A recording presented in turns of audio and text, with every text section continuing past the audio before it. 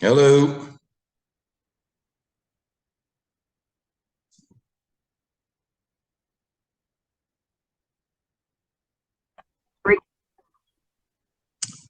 Hello. Hi. Hi. Oh, everyone's hiding Oh, except me. record reaction chat. How are you folks? Barbara, Tasha? Thank you. Just fine. Doing good. Awesome. Awesome. Where are you guys? I assume you're not here at the Olympus, or maybe you are. I don't know. Yeah. I'm in 210 Building B. Oh, okay, cool. I'm in A building. Okay.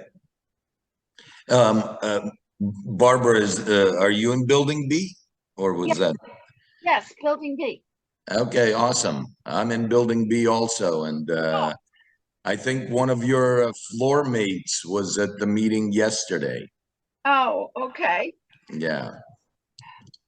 But well, I'll kind of keep it the way yesterday's went, and like I gave about 10 minutes for people to show up, and then just kind of went into it. So we'll give it a few more minutes. Well, it's just 5 o'clock now, so we'll give it like 10 minutes to hey Jordan, how are you? You can unmute. There you go. Awesome. Super. Howdy do. How are you? Not too bad. How are you? Not bad, not bad. Are you I'm gonna venture and say you're at the Olympus right now. I'm not at the Olympus right now. No, next Monday. I was I'll be kind there of next going Monday. by the background and the architecture. I was like, that looks like here. But No. where are you? No, if I I'm might just in ask? my home office. So. Yeah. What's that? What city? Where are you geographically? We live in Toronto in Oh, Canada. okay. Okay. And we go cool. back and forth to Olympus. Okay. We'd like to spend more time there, but we've got to work as well. So it's Right. Right. For sure. Well, like I mentioned to Barbara and Tasha, we're going to give it to about like 5:10 with just idle chit chat and wait for folks to join, and then you know, kind of have a little conversation about all of this stuff and what, no if problem. anything, can be done. Well, that's the most important thing. Can anything be done? That's a very good question, Barbara. Yeah. Hello, iPhone 305, etc. How are you? Who are you? Sorry, mine doesn't show my name. No worries. Nancy. It's all good. Nancy. Hi, Nancy. How are you? Good, thank you. Good to meet you. Okay, so far that's all we've got. So we'll just kind of hang out and yeah, Barbara, it's kind of like in many ways the end to this song and dance of mine is basically just that. You know, well, whatever it is, can anything actually get done? Because, you know, just because we might want to go to Mars doesn't mean we can. You know, so that's kind of yeah, that's something that we would need to. I think the cost of the amenities is just becoming outrageous. Yes, absolutely. $1,000 for the Christmas, for the holiday lights, 10,000, and 5,000 for those social events that nobody attends. You know, I mean, yeah, actually, as relatively small and irrelevant as both of those sums are, when I was pulling into the driveway yesterday, I looked at them and I was like, this cost $10,000 or $12,000. I was like, man, I should be in the lighting business. But But you know what, guys, if I was to make a suggestion, so sure. I've been I've gone to a couple of board meetings. I mean, we've owned our place there for, What kind of sedatives do you take during those? So we can well, all kind so of, what, so what irritates the crap out of me? I'm a blunt guy, I'm sorry. yeah, But please. like, what irritates me is just the yelling and screaming.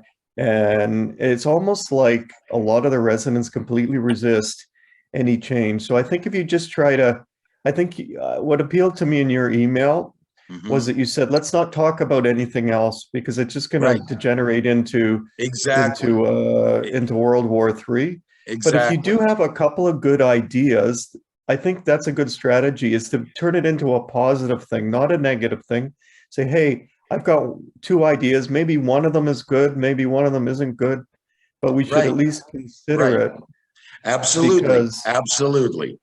You know, I tell you, the strategy, what I've seen over the whole notion that let's not change anything ever because our fees will go up and we don't have enough money to pay the fees. I mean, we just have to accept the fact that things have to be fixed up, right, and or it's just we're gonna kick the things go can up down the with street. time. Costs go up with times. That's just the inevitability of life, I Yeah. guess. But okay, hey, we're almost halfway to the starting point. Just 5 more minutes. I apologize. Sajad, hey, how Yes, are sir. you? I hope I pronounced that correct. With a name like Correct. mine, I often suffer indignities of mispronunciation. You know, so I I'm used to always it, but you did good. great. did Where are you right now? Are you New York. in New York? Okay, Yeah. cool. I'm from there. I'm from there, but no longer. Now I'm an Olympian. We're all from New York. Yeah, certainly many of us. Yeah. Certainly many of us. Yeah. But not Jordan. He's from the New York of Canada. Yeah, I know, it's just back and forth. I will say this, we love Olympus. You Yes. like we know lots of people down there in Hallandale, Hollywood, Sunny Isles, and there isn't another property in the entire area that has the beautiful facilities, the grounds, the gardens, the pools, the Yes. tennis courts. Like Absolutely. we all complain like crazy about things, but it's just a wonder. It's like It's a it's my happy fantasy. place. It's a It's my happy place. fantasy, and it's Yeah. it's like somehow this bizarre improbability. You know, it's somehow whoever the original developer of this place was looked at the acreage that could easily accommodate 3 more buildings like it and said, nah, I don't need 6. I'll stop at 3. Today, Yep. there'd be 6, if not more. You Yep. know, none of this would be like this. The gym would be another tower, you know? So absolutely. We're all, first of all, we're all at Olympus because none of us came here because it was the cheapest thing, but it was certainly the greatest value, as well as just its visual impact and the level of amenities coupled with what you're paying for that is like, 50%. Yeah. I agree. To have something even approaching this level of amenity, not being at this level, you got to have like Porsche or Bentley or something like that, or Ritz in the name of your building. Yeah. You know, and even then you're not hitting that. Even then you're not hitting that. Agree. So okay. All right. Well, okay. You know what? We're close enough. It's 5:07. And Can you, I have a limited amount of time. Can you Yeah. present both ideas? yes, And then we'll have absolutely. a free for all followed Yes, by that? absolutely, absolutely. Okay, In fact, perfect. I just want to start right off the bat. Yesterday's meeting lasted about an hour. So this is not an infinity meeting because I don't want to have that either. Okay. And essentially, who am I? Why am I doing this? What's my everything from motivation, incentive, blah, blah, blah. My name is Vadim Ponarovsky. I became a renter here in November of 2020.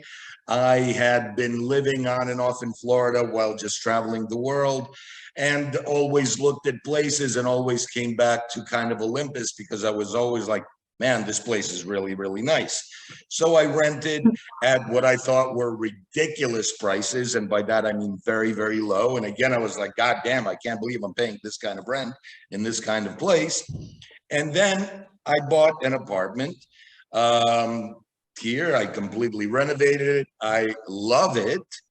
And, you know, I last year when I first came in, became an owner, it was right around the time of the election. I kind of got a little bit involved in that.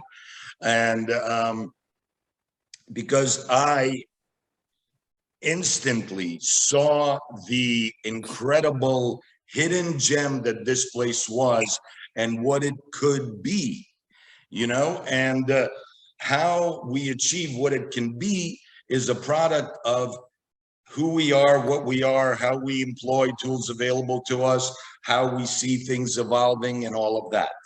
Okay, so, and because of that, we're all different. So this is just one man's perspective. I'm in no way connected to the board. In fact, if you talk to most of the people on the board and mention my name, they probably roll their eyes and say I was everything from an a-hole to someone difficult to work with, blah, blah, blah, blah, blah. But I don't really care. You know, so I believe I went away, I came back, and I don't want to say that there's no change, because just as I said in my email, I'm not interested in finger pointing, assigning blame or any of that, because the people on the board are doing a job that I didn't run for, nor get elected for if I did. So my ability to complain is kind of zero. You know, if I want to change, I should get there and blah, blah, blah, and blah, blah, blah. The biggest enemy of Olympus is not the board, is not any individual, is not anything. It's our collective apathy.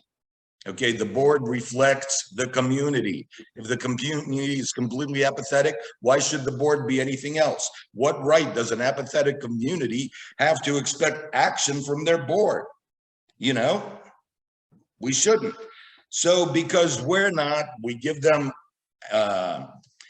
active rights to not be, and then we complain. But they, like human beings, look at it and say, hey, you know what? My maintenance is going to go up 150 bucks. I can either break my head trying to find ways to reduce that and deal with all of these people who want my head, or I can just say, screw it, I'll pay that 150 extra a month because it's not worth the headaches, which is what anyone really sensible would do, and something that I would do also. But because I looked at the budget and I saw some really, really ripe, low-hanging fruit that even to me were like, hey, that requires no effort to generate a crap ton of money. Why don't we consider it? And first of all, it was the incredible shock of what the F. First of all, we were paying $250,000 for the valet service that we had. How was that? And then what the double, triple, quadruple F, it's going to go up to 670, whatever it was in the budget, which now we're supposed to be grateful. And hey, since none of us is doing a better job, I guess we should be, that's going to be reduced to like 580, 575 or something like that. And, you know, when you look at that, some you go, oh my God, that's so much money. But when you actually break it down based on the number of valet shifts and how many hours that translates into, that only comes down to $17 an hour. So you realize this isn't a question of extortionary amounts of money when it comes to something involving human employees. You know, and on top of that, you know what? And again, that's not $17 that the valet is getting. That's $17 that the company is getting. The valet is getting maybe 12 because, of course, they're promised, hey, you're going to make all these tips. You know, we're all giving people the right to take our car, take our friends' cars, take all of that, who we're paying $10, $12 an hour to. When I actually broke that down, I was like, God damn, I don't want to do that. And the best part is very few of us do. You know, I've met people here who have been here for 30, 40 years, who, of course, I'm sure they used it sometimes, but said, I never used the valet. As an owner, you really have to have extraordinary circumstances for you to use the valet. Most of us just drive down to our spaces and deal with whatever we have to deal with, as do most of the full-time renters. So the use of the valet is by whom? By not even UPS, because the valet doesn't get involved in parking their cars. It's our like Xfinity vendor maybe, or our friends. And some people, when they commented regarding the valet, they were like, hey, I want the valet. It adds cachet. It adds all of that. Sure, it adds the cachet, but I'm not sure how much cachet it adds when each time you pull up, you have to play the hey, do we speak the same language game? That's, of course, after you're done playing the where's the valet game, because they're not around. They're out getting another car. They're maybe bringing someone's stuff 40 minutes late up to their apartment, you know, whatever the case may be. Plus, personally, I feel a bit uneasy about asking someone who's older than my dad, and I'm 57, to bring my bags up to my apartment. You know, all of that stuff speaks to a system that the way we're using it for ends that we wanted to achieve, which is increasing our property values, making the property more attractive, making our lives easier, isn't doing on any of them. Any of us, you know, hey, we've all lived in the last 20 years, whether we've wanted to, we've seen what technology does, okay? We also understand that human salaries are not going up. However, software licensing fees are going down, you know, every time, because there's just more competition, if not you, them, you know? So we used to pay $250,000 for this parking service, which blows my mind what that came down to on an hourly basis. But we were paying that. Now, after a 10-year contract, it's going up to this, okay? Yet, if we are willing to essentially remove the highly questionable valet service that we now receive, we can reduce it to a base of 50,000, which, given several other factors, can be reduced to 20,000 and then even become a positive revenue driver for Olympus to the tune of at least $100,000 a year. How? Okay, obviously we're dealing with a software licensing fee.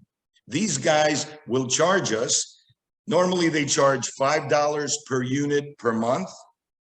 Because they want to work with us, because they're established in Canada, but they're just starting to make a go of it in the US. They want us to be one of their first, blah, blah, blah, blah, blah.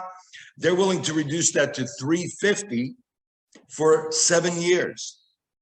Okay, so the cost comes out to about $50,000 per year, as opposed to $600,000, $590, $580 reduced.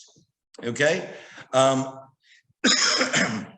Now, how would this work?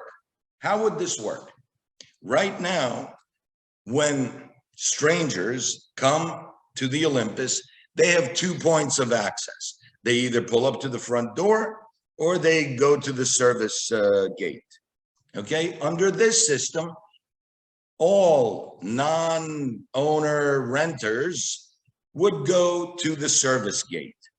There, instead of now pushing a button that rings, I don't even know, at the valet or at the quote unquote concierge, who of course may not be there. So you're sitting there waiting, okay? Or again, playing the game of do we speak the same language? They then buzz you in through a system that you may not be hearing too well, et cetera, et cetera. Instead, you would pull up to an iPad-sized screen where because let's say I'm coming to visit Jordan, and Jordan knows that I'm coming to visit him. So Jordan would have sent me a digital key. He said, yeah, man, just pull up, stick this thing at the iPad, and the door opens. So I've either arrived with that, or if I'm just deciding to pop in on Jordan, I pull up to the screen and it asks me to either put in Jordan's name or his apartment number. Once I do that, it sends a message to Jordan. Jordan receives it along with a picture of me at the thing and goes, oh, wow, cool. Spot him. Good to see him. Boop, pushes a button. The gate opens. Okay, so now I'm pulled in to the service parking areas of whichever building I'm going to. And again, let me just say this. There are a lot of holes. There are a lot of questions. I am not giving you a presentation on which I've dotted every I and crossed every T, but I've spent about 30, 40 hours pulling this information together. I've had their presentation. I've presented this to key members of the board. The board is going to have these folks in next week to give them a more formal song and dance, et cetera, et cetera. So this isn't, you know, you can ask me questions, and at best, if I don't have any ideas, I can say, okay, hey, please email that to me and I'll forward it to the correct folks who may answer it. Okay, but so back to the process. So now I'm in the service parking area, but not yet in the building. You know, I'm outside. Like if you went to the service area where you would, you know, tap your card to access the garage area. That is where your visitor comes in and really gives us their information. Okay, they have to, and again, camera, picture. Okay, they have to give us their name, the car that they're driving, you know, just put in that, and their license plate. Okay, once they give that, because they've entered, and you know who they're going to see. So here they'll confirm what they just did at the initial screen. So it's a double verification process. Once they do that, their phone, which is their everything, it's received that QR code, just like you sent it to them. Now from this machine, when they put that in, it sends them a QR code. That QR code pops open the first door. They're now in the garage area.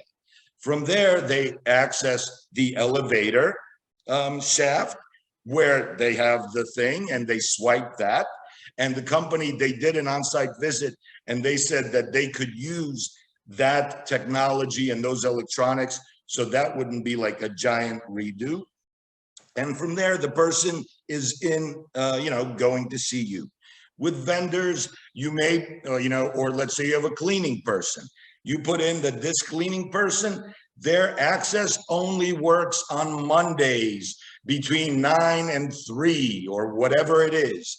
They can't access anything on any other day. This system is also part of a more overarching property management tool set that they have. I don't know how many of you here are aware of the system that we have here, Building Link, and since most of you, but judging by how many people use it and are on it, I'm gonna say most people aren't aware of it. And if they are, they find absolutely no use in it. And their only awareness might be if they get a message on their phone that there's a package or something downstairs, or maybe if they have rented some of the amenities. But that system, Building Link, which also existed in my condo in New York, where it acted to build community and really create, play a big role in creating a unified community, a unified association, is completely not being used here. But of course, it's costing us. It's part of a pass-through cost from Campbell that I called Building Link and inquired about, that they charge about $2 per unit per month. So that's costing us about $25,000, which when you're pissed off about the cost of the lighting, well, that kind of spend should, upset you a bit more. It does. This parking company has this large toolkit that allows you to reserve amenities, packages, all the stuff that Building Link does, which none of us use it for, and they're willing to give it to us for free. Okay, so we're about to pay $590,000 for parking, for valet parking, because that's the lowest of the 3 bids that we've received. Okay, as opposed to the initial bid of $50,000 that these guys said they would cost us for 7 years. Well, each of 7 years. Okay, but if, let's say, we opted for their overall thing, why can't we go to Campbell, who fundamentally are a vendor of ours, an employee of ours, and say, hey, we're not going to be using your Building Link, so we don't want that pass-through cost, reduce. So then instead of 50 grand, we're paying about 25 grand. Okay, but then, and here's where it becomes the revenue driver.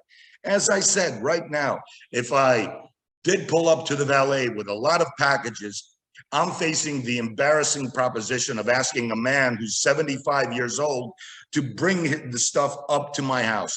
Plus, I don't really want him in my house. I don't want him in my house. And then I have to give him $2 to $5 because all of us, that's what we give valets. Okay, and that's money that he puts in his pocket. We all fly, right? I'm sure from Canada, from New York, that's how most of us get down here to Florida. And I'm sure at the airports, many of us have used the smart cart, where we put our stuff on that thing, and they're designed so anyone from a 10-year-old kid to that kid's grandma or great grandma can push it with ease. I know every week, with the amount of bags that I carry from my car to the elevator and down the very long hall on the floor where I live, I'd be using that thing 5-6 times a week at $2 a pop. That's $12 from one apartment. That thing on an annual basis, if we put about 3 or 4 smart carts on P1 and P2 by elevator level, so you knew, hey, awesome, go get it, bring it to your car, bring it upstairs, all of that. They would have GPSs on them. Okay, and they also would have that location limiter, so no one could take them off the premises. That thing would generate easily, I believe, over 100 grand. Every day I see, I don't have to tell you, people lugging stuff. People lugging stuff. If we didn't have to, we wouldn't. We don't have an option. Right now, you want the valet, you got to go upstairs. Hopefully he's there. Hopefully the cart is there. He's going to come downstairs, get the stuff. He's going to tell you he's a little bit busy. He'll bring the stuff up. Half an hour later, he brings up your stuff. Your frozen chicken's halfway defrosted. I don't know. Why have that? Plus, the use of technology in associations is what's making those associations more attractive. Hallandale has finally been blessed by large-scale condo development. We've got glass and steel towers going up all around us. They're all priced accordingly. Yet, if you go to them, you're in tiny little apartments. But if you look at larger apartment options, they all have 1970s, 1980s small windows. Except one, Olympus. Olympus, that's why I bought here. I was looking for floor-to-ceiling glass without floor-to-ceiling prices, and that's what I got here. And then, of course, I looked out the window at what was outside, and I was like, holy crap. But if I'm a person in his 40s, 50s now, who's in the prime earning years of his life, to whom technology is huge. He's booking his flights, he's getting his groceries, he's doing everything on his phone. And then he gets home and he has to hit a brick wall in the shape of an 80-year-old concierge and a variety of other things that make him feel like, why am I living in the past century instead of the future century? And then they say, you know what? Even though that other place has apartments that are smaller, my life there is going to be easier. So there. Okay, there's no reason. Top of the line, really nicely renovated, updated apartments in the Olympus should not be going for close to 7 figures. No reason. The proximity that we have to the beach, we might as well be on it, you know, relative to the kind of structure that this is. So that in a nutshell is the parking proposal. Okay, now quickly moving to the short-term parking thing, which is like, my God, I might as well be standing here in a Hitler uniform. I don't think I could say anything more incendiary than that.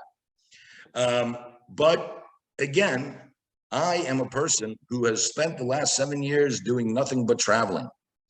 I'm the kind of person who rents apartments all over the world for a month or more. And because that's all I've done, I've met so many people that do the same thing. We are those kind of people. We are not the people who rent on Airbnb for a day during Art Basel or some EDM festival. We're not looking to rent a house somewhere remote so we can have a gigantic party, because that's not what Olympus is. You're not going to be able to sneak, 80 people into an apartment, or given the quality of our current security, folks, that also the term remains to be seen. But a lot of people are like, yeah, how do we make money? How do we make money? Right. You rent on Airbnb, you pay Airbnb a fee. They get their cut. They give you, as a host, liability coverage and, all that other stuff. Olympus provides your potential renters a huge service also by being Olympus. Okay? We want a fee for that. The way that fee would work is this. Right now, and this was also pulling teeth because our current board is not very data oriented, so they don't really know how many apartments are occupied at any one time, something that could be very easily figured out by just running a card usage report to see what apartments are using cards, what time has elapsed between uses and all of that. But the estimation is that approximately 35 to 40% of apartments are not full-time occupied. Okay, so that makes it about 300. I'm going conservative. I don't want to be like, oh my God, I'm trying to be as conservative as possible. So I said, okay, that gives it about 350 units. What we do is we say, we're going to offer 200 units the opportunity to participate in this program. That means that not everyone does. Not everyone's allowed, because the units that participate in this program will be representing Olympus. We are not represented by a unit that was bought in 1978 that has never been renovated, that wants to rent for like $50 a month and collect something. No, that serves us no purpose. We want to be represented by modern, well-represented, well-done apartments. So people will have to submit their stuff and then they'll be selected. Of course, also, when I say 200, if we get to that number, it's not going to go from 0 to 200. It's probably going to take about a year or however long to ramp up to that. All of the people that are chosen will have to commit to making their apartment available for rent on this short-term 1 month minimum Okay, which means if someone wants to rent it for 3 months, no problem, but less than problem. That they have to commit for having it be available for rent for 9 months minimum. And for each of those 9 months, whether it's rented or not, they pay a $199 fee. If they can't rent it, after those 9 months, they can say, I'm pulling it. If they decide to keep it going, this is not a buy 9 months, get 3 months free program. Congratulations on having a good first 9 months. You want to complete the year? Awesome. 3 more months payments. That's it. You play, you pay. Now, we're not in a walking area. People who are going to be coming here to do that will have cars. We're about to bump up our parking fees. Indoor parking's going to 80, outside parking's going to 60. Short-term parking is the most expensive parking of all. In New York City, if I want to pay for a month, why, I'll get the wonderful price of $750. But if I want to pay for an hour, that'll cost me like $45. Same thing here. Month rental, 100. During the holiday season, 150, whatever. You want to do it, that's what it costs. Then, I don't know if any of you folks on the budget saw we have this line item for housekeeping of over $500,000. You know, there are a lot of interesting items on that budget, and I'm not sure, you know, you've got salaries, but then you also have Campbell, and then you also have this, and then you also have housekeeping, and you're like, well, I'm not sure who gets paid what. So, you know, but because we're such an involved community, no one's really even asking these questions. Okay. But again, based on getting 200 apartments involved in this and a corresponding amount of parking renters, this can generate about $500,000 or more in revenue for Olympus. Now, a lot of people have said, yeah, the numbers sound great, but you know, this is like some fantasy scenario. You're not talking about costs associated with this. Correct. In the valet world, first of all, you know what? Yes, it's going to cost $50,000, but hey, like I said, when you pull up, there's going to be this screen, and then when you go into the garage, there's going to be another screen. That's hardware. That costs money, but that's a one-time cost, and that cost is $11,000 per screen. Each building is going to have 2 of them, so that's 6 screens, so that's $66,000. The only cost that right now we do not have a number for, because they said we need to come down, we need to see the property, we need to really work out all of your needs and all of the details, because only then can we come up with the installation cost.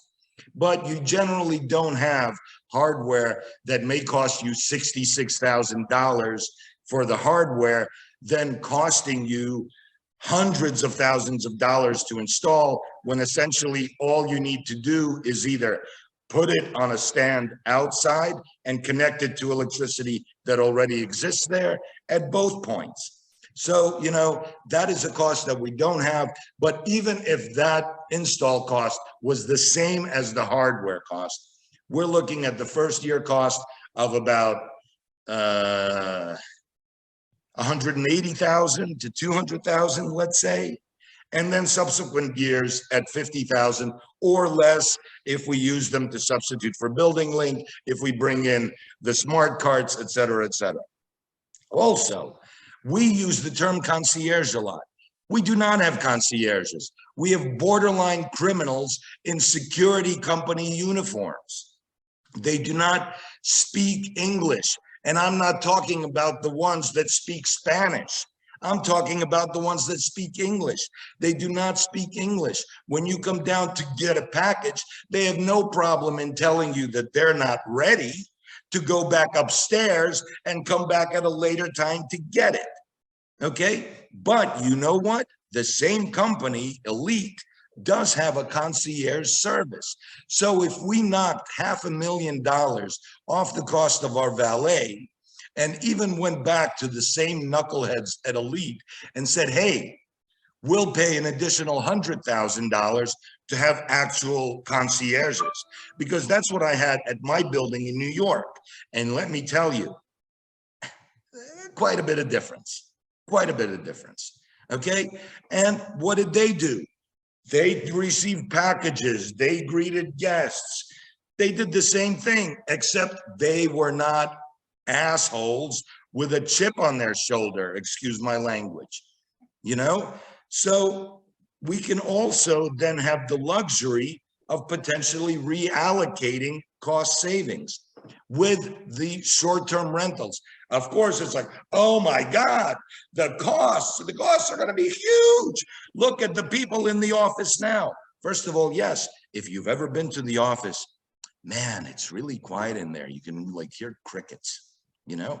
That's because not much is happening, okay? And you know, all of this, hey, like right now, when you move in here, you have to go through tenant EV, whether you bought it or not. You can do the same thing for short-term rentals. They come in, they input all their information, and then they understand on the day of your arrival or next day, because it's only going to be during these 2 hours, go to the office, pick up your card, or at most, a picture of you will be taken. Okay, but first of all, no one envisions it being that easy, because at Olympus, why see solutions when you can see the 500 reasons why something is not going to get done? Okay, because who are we asking for solutions? Whenever our board wants to consider anything, Campbell has to be there. Does Campbell want to work harder? I don't think so. Campbell as an organization doesn't want to work harder, and certainly not middle-level, low-level managers like Jesse, who I think is very nice, and Eric, who whatever, and the completely useless old guy from there. You know, the thing is that the company that was managing this place before, I forget their name, again, they were the same company that managed my condo in New York. The difference was the expectations that were set by the board to that management company, as opposed to the expectations that the management company is being allowed to set for our board. You know, we are letting, if Henry Ford asked the people who worked on the assembly line to provide input into the development of the assembly line, there would be no assembly line. You know, you don't ask staff to participate in the formulation of the strategy. And this is the problem. Okay, I've kind of explained both of those things. This is the problem, okay? The problem is we have, for the most part, perfectly nice people on the board here. You know, I can't say that these people are corrupt, that they're stealing, that they have malice in their hearts. And as I said at the beginning, they're willing to take on an entirely thankless, completely uncompensated position that I wouldn't do if you held a gun to my head, you know, although who knows. But we also need to understand, you know, people are like, oh, I ran for the board. Oh, I'm on the board. Okay.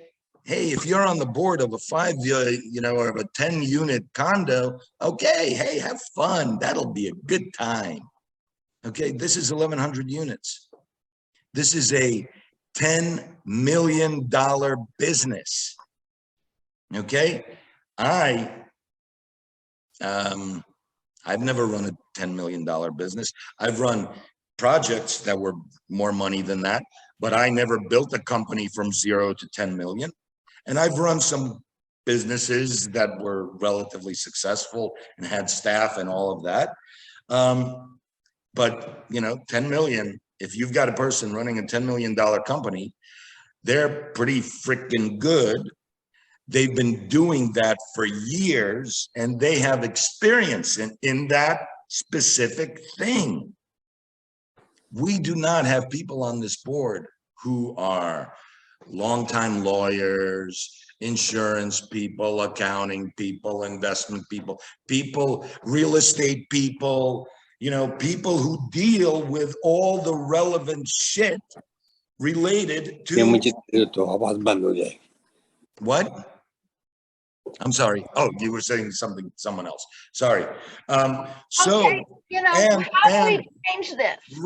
right. Okay. And here's the problem, unfortunately, because you know what? My whole thing is, I believe there are two ways to approach most things in life. You either identify an issue and you see the solution and you're just like, okay, that's where we need to go. Or you see all the problems for why things aren't going to get done. The problem that we have here is, I don't know if any of you have read the 84-page rules and regulations that govern Olympus. But my first question is, why is it 84 pages? Okay, I understand that, you know, condos, all associations need to have rules because, hey, if you don't, you will get assholes on there who will steal, who will do whatever happens. But here is what I have basically been told by the board, okay, as it pertains, let's say, the valet proposal. If today we all rose up as one and said, yes, we want this. Okay, well, first we have to see if the rules and regulations allow it, okay? Which means we have to ask the lawyers, okay? Well, they asked the lawyers and the lawyers said, no, it doesn't allow it, okay? You have to change the bylaws, okay? Changing the bylaws takes 4 to 5 months minimum. Okay, because of all the bullshit steps involved in that, and of course involves paying the lawyers, you know. Then after that, once we've changed the bylaws, we have to see if Olympus really wants this.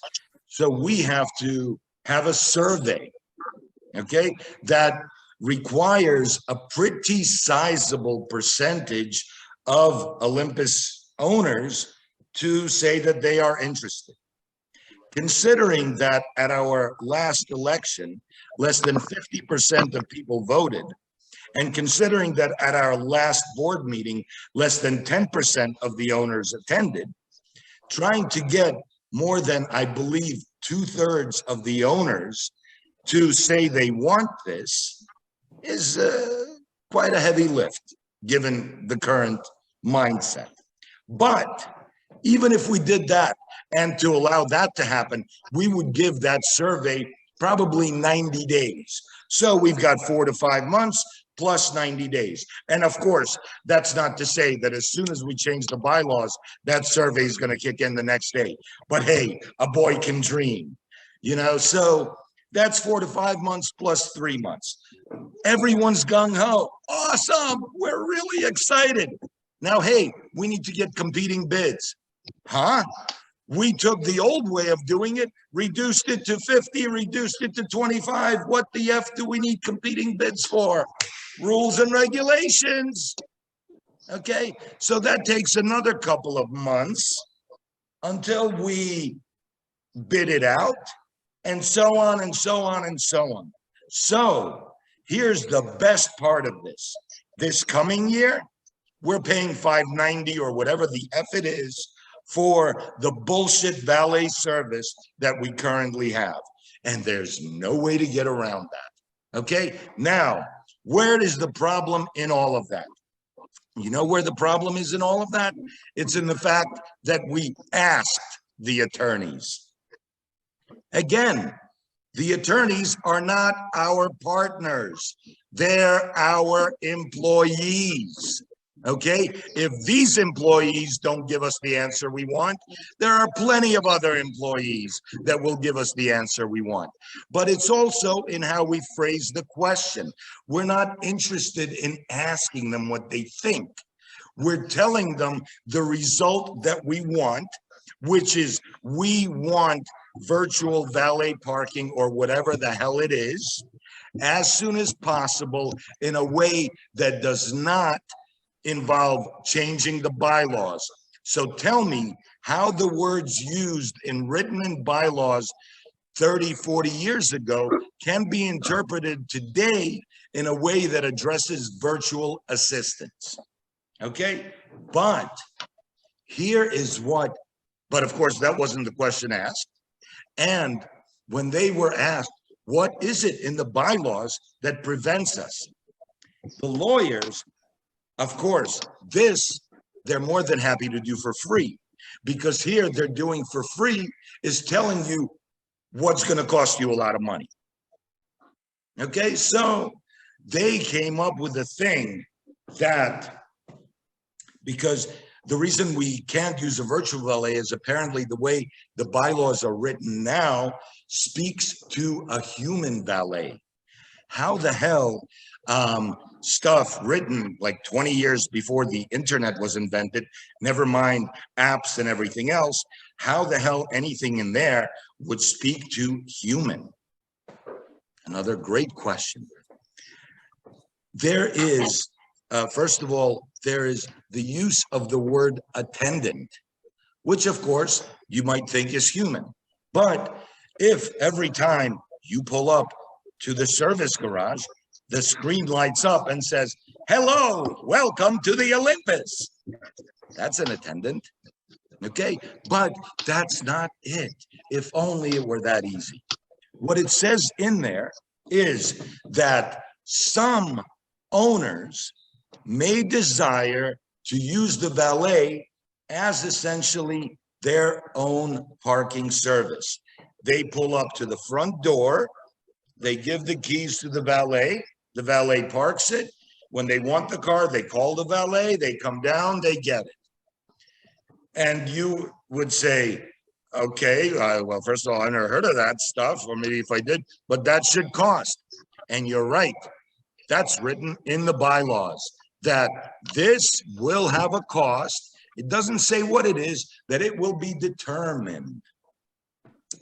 So right now, as an owner, an amenity that you may not be aware of is that you can just pull up to the front door, toss your keys, and on the way out, call down and have your car brought up to you. That seems like a really, really excellent amenity. How much would you pay for that? $200 a month? You know, more or less, I don't know. It costs $35 a month. Okay, $35. $35, you can have your car hand delivered to you every day, several times a day, no problem, by an 80-year-old man. Okay. To me, when you go to the attorneys and you say, we want to do this, we don't want to hear why we can't, we want solutions. They either find a way to interpret it as is, and where it's like, well, yeah, this doesn't have to be human. We can argue that. Or they say, hey, there's a cost.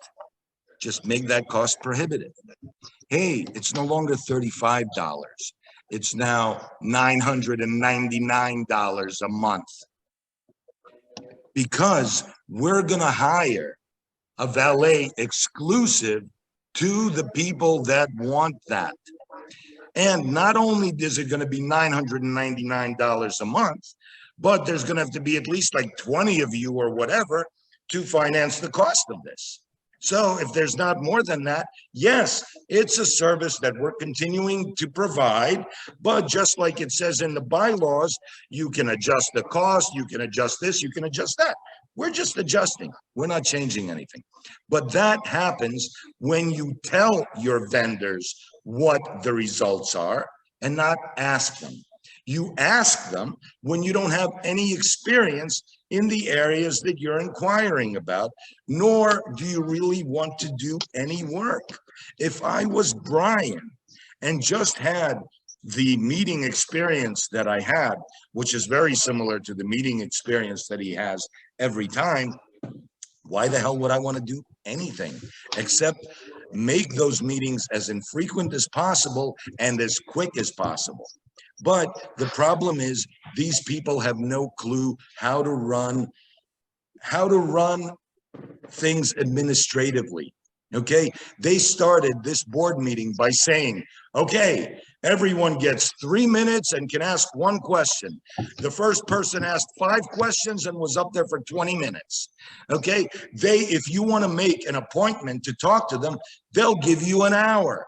What the hell is that? You're not getting paid for anything to spend an hour with someone who's going to come in and just bitch and moan. No. Hey, every Monday is Talk to President Day. You get 10 minutes, the end. And we do it for 2 hours, the end. Okay? There are so many ways.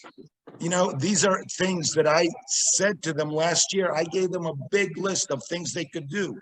One of the big things that everyone complains about, we don't know what the board does. The board can do whatever they want, blah, blah, blah, no transparency or any of that. I told them, I said, first of all, every time you have a meeting, whether it's a public meeting or a closed door board meeting, record that. Record it. What the hell do you have to hide? I can't imagine if I was on the board, why, strictly for covering my own ass reasons, I would not record every meeting and put it on that building link system so everyone could see them. And then if anyone asked me anything, I'd say, did you check building link? Oh, no, go do that first. The other thing that I told them to do was, hey, tell the community that they can ask whatever questions they want, as many questions as they want. They have to submit them to an email address, and you will answer 50 questions each week. Now, if you do that for a year, that's 2,600 questions. Okay, you think we'd be asking 2,600 questions? It's doubtful that we'd ask 50. But of course, a board that doesn't want to do anything, their first shout out loud question is going to be, I don't have time for 50 questions. You're right. I doesn't have, but you all do. There's 9 of you. 50 freaking questions is 5.5 a week. You take more shits than that, answer a question per shit. Okay? No one's looking for, solutions to the universe. People just want to know that someone's listening, someone's doing something, and it's so easy to address all of that. But they're not interested. They're not interested. We need a new board. We need a new management company. Yeah. And guess what? An election is coming up. An election is coming up. You know what? Yesterday I had the other in-person meeting, okay? And about 12 people showed up. And honestly, right now, I don't know how many people are here, but it doesn't look like it's even that many. Which again, 50 people replied with some level of interest. And now totally about 20, 25 people showed up. Apathy. Yes, all of that, okay? Now, the other problem, and I'm sorry if, listen, I say things that are inappropriate, so that's a given. Yesterday, of the 12 people that showed up, I'm 57, okay? Of the 12 people that showed up, I can, with confidence, say 1 was younger than I was, okay? Today, I don't know, and listen, age, wisdom, all of that, absolutely. And there are people who are older than I am, who are certainly a shit ton smarter, who are more aware of technology, et cetera, et cetera, et cetera.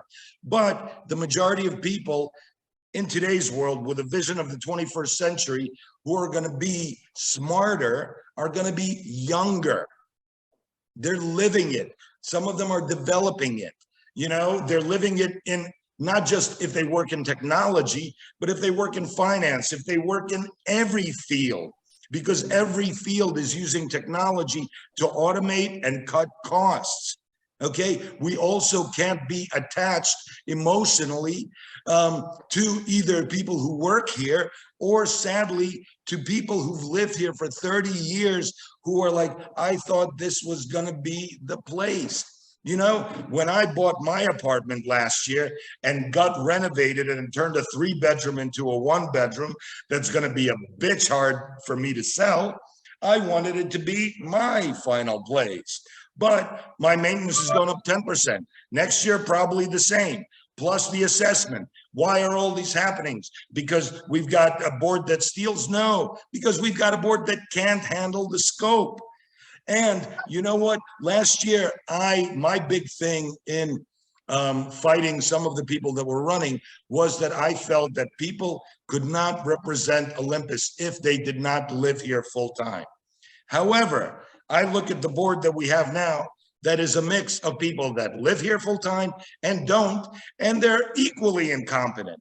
So, you know, I don't want to say incompetent, impotent. You know, so but again, and that prompted me to think, along with some people saying, well, listen, you know, why don't you? Because I'd be one of 8, one of 9. And then I would be the guy who quit being on the board faster than anyone else, because I'm not interested in banging my head. You know, But you're banging your head now. And yes, you I am. for I am, joining it. because I'm banging my head now in the hope that I can get all of you to bang your heads and to get other people to bang them, and to get, like in the meeting yesterday, even though there was only one person younger than me, there was a total of 3 people that I'm going to reach out to and say, listen, let's have a conversation about what we can do. You know, there are people on here that, you know, unfortunately, I can't see many of you. You know, and I'm not making decisions based on age, but, you know, I feel this is something that, you know, like some folks on the board are just too old. Then they're just not interested in putting in any effort, which is always like, well, why did you end up being on the board? Because for them, they've been powerless their whole lives. They never held a title. They were never in charge of anything. And now they can be on the board of Olympus. And then when they understand what that means, they are scared shitless by the enormity of it. You know, there was a gentleman at the meeting yesterday who was a large project manager for Michelin Tire in France. He ran projects of $10 million or more. And when I was talking to him about this, he was like, well, I did this, but I don't know if I'm qualified. And I'm like, dude, you know what? Having done what you did, for you to think you're not qualified, you're exactly the kind of person we want here. You know, for you to come on and say, well, I did this for Michelin, I'm king shit and blah, blah. Well, you know, you might be an asshole and all of that.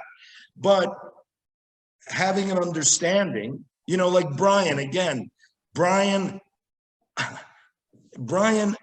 teaches pilots how to fly gigantic airplanes on transcontinental flights. That's a serious skill set. You know, I'm glad he's doing it and not me. But if you wanted someone to sell more planes to Brian's company, you'd want someone like me who could come up with a PowerPoint that did the flow, who could make cogent arguments, who could hit the right selling points, and who was not afraid to get into people's faces who were simply digging their heels in because they didn't want to do anything, you know, and that is the only way to get anything done. Okay, so you've got 7 interested people here. You had 7 people yesterday. Okay, you know what? Then we need to get together and say, okay, there are 4 people who are going to be running for office this next election, which is fine. I definitely don't view it as, well, that means that there's still going to be 5 people left. So who cares if we get elected? They'll always vote against us. Not the case. The people who are there are not anti. They just don't want to do things. Well, though, Vadim, you got to understand as well, because I've been at Olympus a long time. And I don't live there full time. My wife and I, we fly back and Right. forth, right? But we still love the place. We don't rent our place out. You know Yeah, what I mean? We're big fans.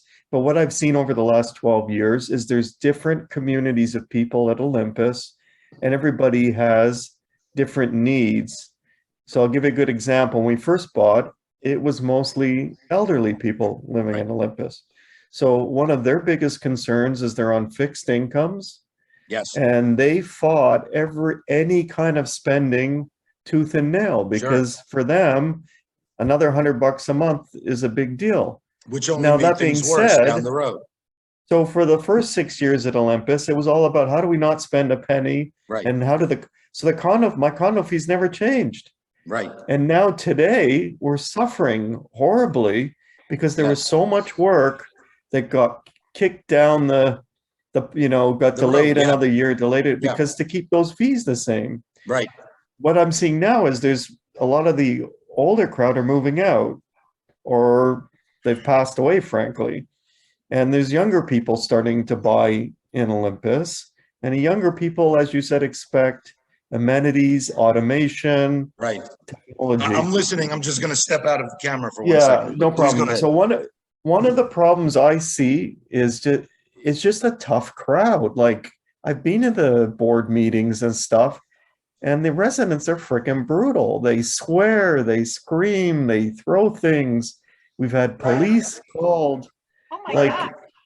it's Right. it And you know like why we're they do all of those things? we're terrible to deal with because there's Right. too many different groups of people that want different things, right? Well, I don't you know, know what? That's certainly but one that's way how of seeing it. The reason they do those things is because they're allowed to do those things. Okay? There's no well, they've even discipline. sued Olympus.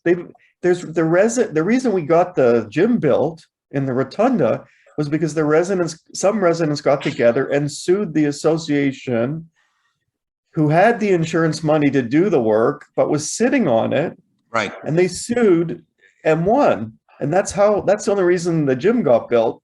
So it's Right. like, it's, you But know what, it's, who would that's the whole want this thing. job, right? Like, Well, first of all, absolutely. Who would want this job? Okay. Certainly not the people who currently have it. Because the reason those people didn't want to build the gym is not because they didn't want to build the gym, is because they realized that they had no experience in running anything that big, and realized that the amount of money that they were dealing with was larger than anything that they dealt with before, and that because they themselves were previous generation complainers against other board members, knew that that was the fate that was that was awaiting them. So they decided it would be best to just push things off as much as possible. And then when they got sued to do it, that gave them the out, where if it went belly up or somehow didn't work out or whatever, they could say, well, we didn't want to do it in the first place. Now, you know, but now that your gym, observations. the gym today, if you watch when real estate agents come in with the Oh, it's couple, awesome. it's the first thing they go to show them. Absolutely.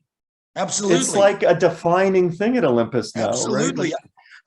Listen, if we created postcards with like the shot from my terrace, with the UFO and the marina and all of that, my God, we could be selling those, and people would be selling them and sending them to each other. And in fact, we should have them in every building as a postcard that people can take. Look, the meetings, the different communities. You know, a lot of the people who responded to me with this, okay, and a few people that I know here, even people on the board who supported this. As I said in my response to all of them, to all of you, if you know other owners, please make them aware. Please tell them about this. You know what I got back from virtually everyone? I don't know anyone here. You know, prior to these two calls and meeting you folks, I've been here since November of 2020. I know one person here. Okay? I know one person. Nobody knows anybody else. That is why the people who show up at the meetings, okay, who again, between the people who are in the room and the people on the Zoom call are less than 10% of the ownership base. And the people who are the biggest mouths, they bring like their friends and family to make their presence bigger. It's like puffing up their chest. Okay. And because Horace, our muscle, is anything but, if I was there, as soon as anyone did anything, never mind did anything, if I was a member of the board, there would basically be a signal that you would just raise your finger. Horace would see that the person who was obviously the reason for that finger being raised would be approached and asked to leave. And that would be it. And that would be it. You do that a couple of meetings. I mean, hell, you do that 5-6 times during one meeting. You're never going to have to do it again. Okay. You create a board that is more transparent. You're never going to do it again. When I came back here on November, I brought up another idea that I mentioned to them last year. I was like, hey, the World Cup's coming up. We've got that giant boardroom with the giant projector screen. Why not show the games? What a great way to build community. People could come down like with their dinner, whatever, sit and watch. So what if it costs us a little to clean up? Build community. That's how you get to a non-apathetic place. You hold cool events that people actually participate in, not like the bullshit that they do here that no one wants to participate in. And so I mentioned it to them. And the response that I got was, and this is my favorite response from anyone at Olympus, well, Bottom, we're working on it. And then a day later, I got a picture sent to me from inside the boardroom with a screenshot of the giant projector screen showing one of the games. This was, I believe, 2.5, 3 weeks ago, before the board meeting. Haven't you loved receiving all of those emails telling you that the next game is going to be shown during this time and to come on down? Haven't you loved getting all of them? Because you know what? That would require changing the bylaws, and that would require introducing some technology. Oh, wait, no, that would require writing a 10-second email. Okay? Lots that can be done, but we're all apathetic. No one wants to do anything, and no one wants to swim up the stream, upstream at the Hoover Dam. You know, Yeah. I mean, hey, I've got ideas, but unless I can get other people on the board who are not, you know, I'm not interested in like, I want you there to support me. I want you to be rubber stamping me. My philosophy in life is if I'm the smartest person in the room, I'm in the wrong room. And every time I'm in a room with this board, I'm in the wrong goddamn room. Mhm. You know, because I am, and it's not, again, Brian is not dumb. Brian is super, super smart to know how to fly planes. You got to know math. You got to know a lot of stuff, you know, but he doesn't have the right skill sets. Other people are on there for reasons that escape me. Other people are on there who will support whatever the prevailing wind supports, whatever creates the least amount of headaches for them. Quite a few people on the board simply say, well, you know, I'll support that if they do. But they're not willing to be the first person. Okay, so Madam, how do we affect a change? Let's Okay, how we affect the change is we get together, we actually try to find the 4 most capable people that we can think of to run on the board, and then we really, really, really do whatever we can to make sure that they get an adequate number of votes.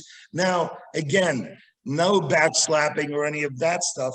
But last year when I got involved, and because there were some people that I felt were inappropriate because they didn't live here and whatever other reasons that may or may not still exist, I sent out the slate that I supported.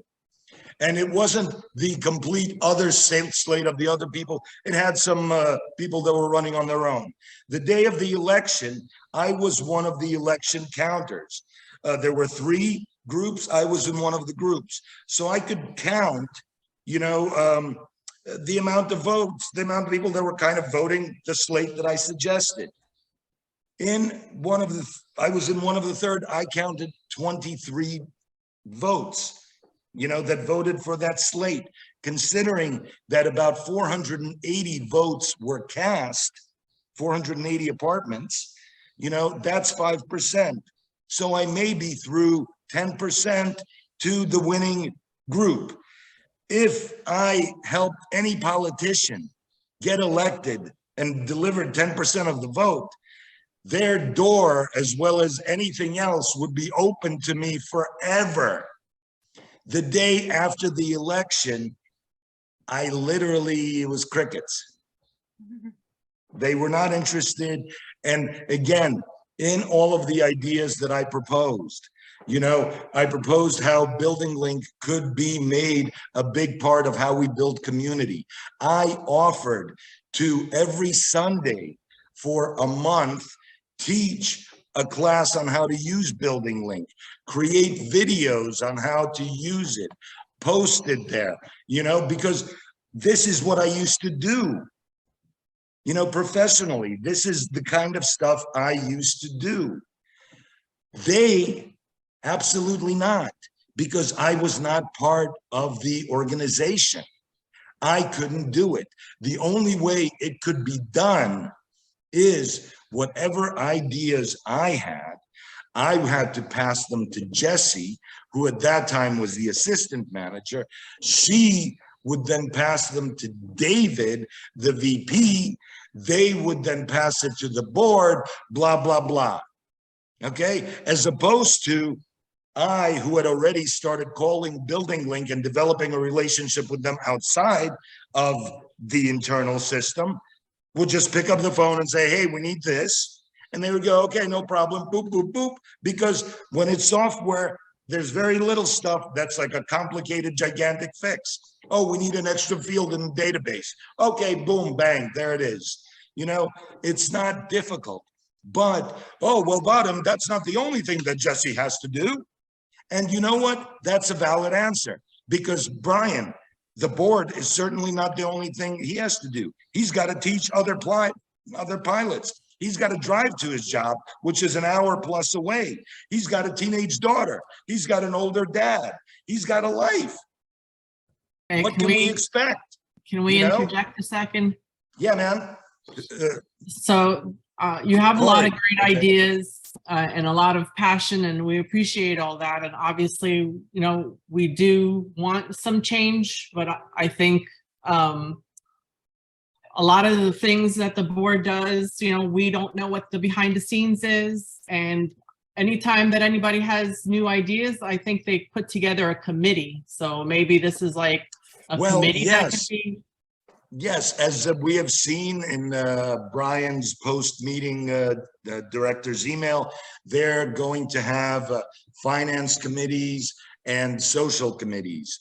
And again, everything is based on the expectations, you know, and it's the community that's supposed to set the expectations for the people that they elect as to what they want, how they want it, and you know, they're supposed to set the expectations.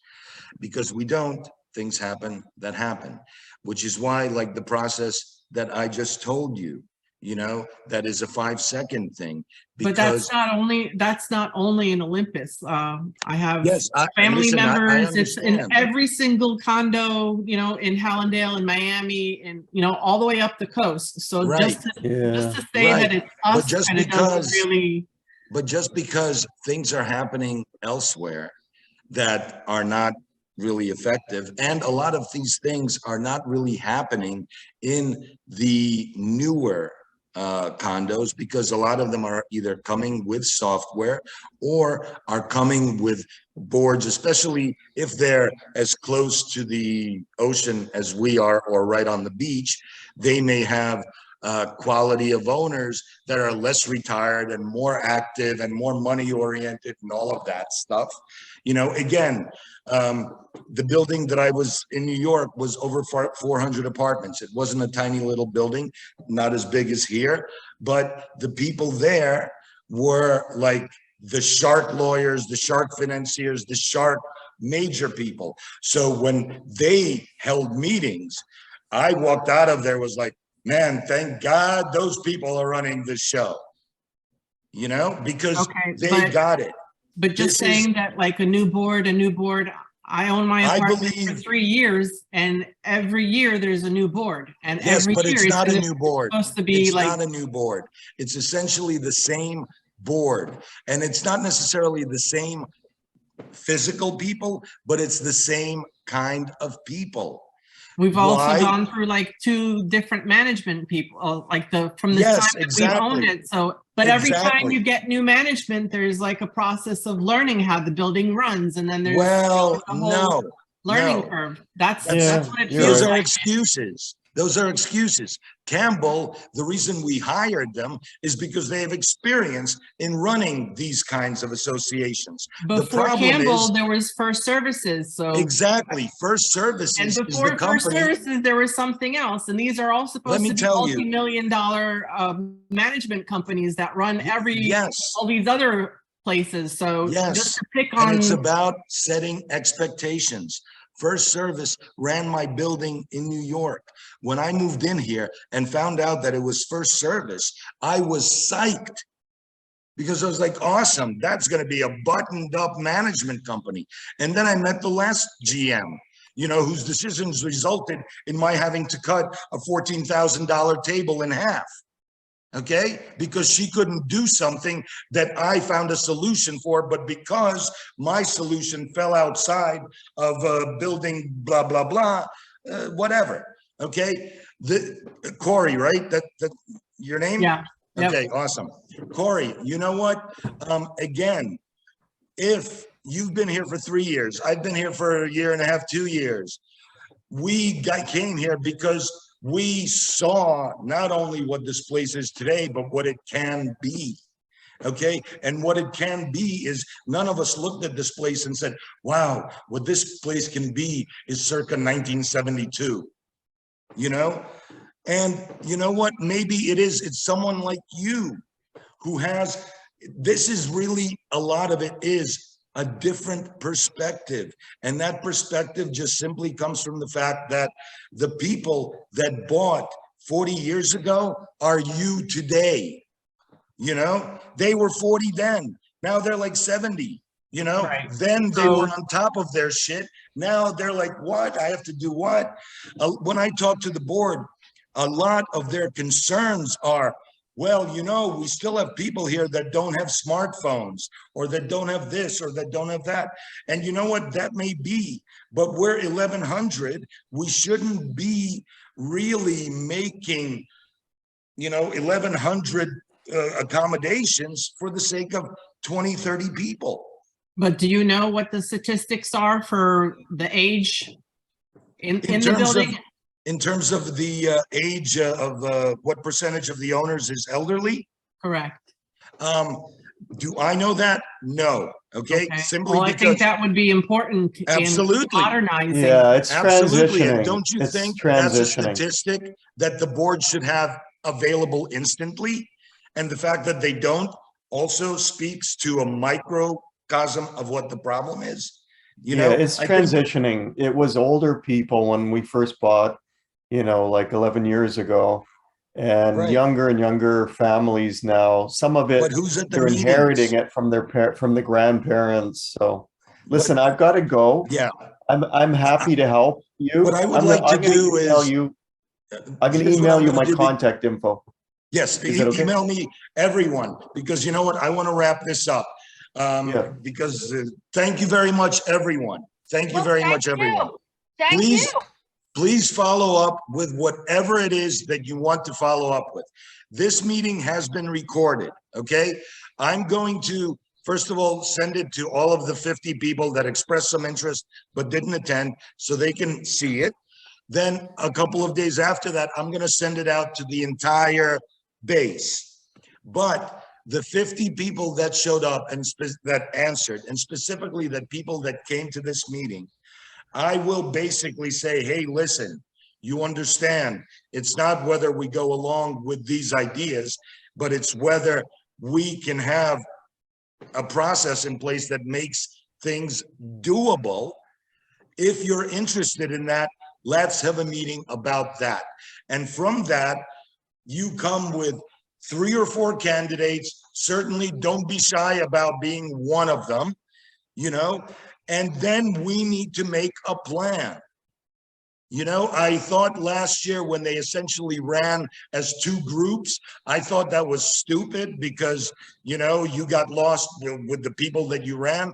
But again, none of us are full-time campaigners or have time to do that. But together we can make shit happen. You know, and if we can All get good. 2 people on this board, we can get 3 existing people on there, provide them enough cover to say, I'm going along with it, but it's not my idea. And that's all we need. That's all we need. We need different people calling the lawyers, different people calling the insurance companies, all of that crap. You know? Good stuff. Agreed. Okay. Thank you very much, everyone. Thank you for your feedback and attendance. Thank Thank you. you very much. Have a great evening, everyone. Take care. You too. Bye-bye.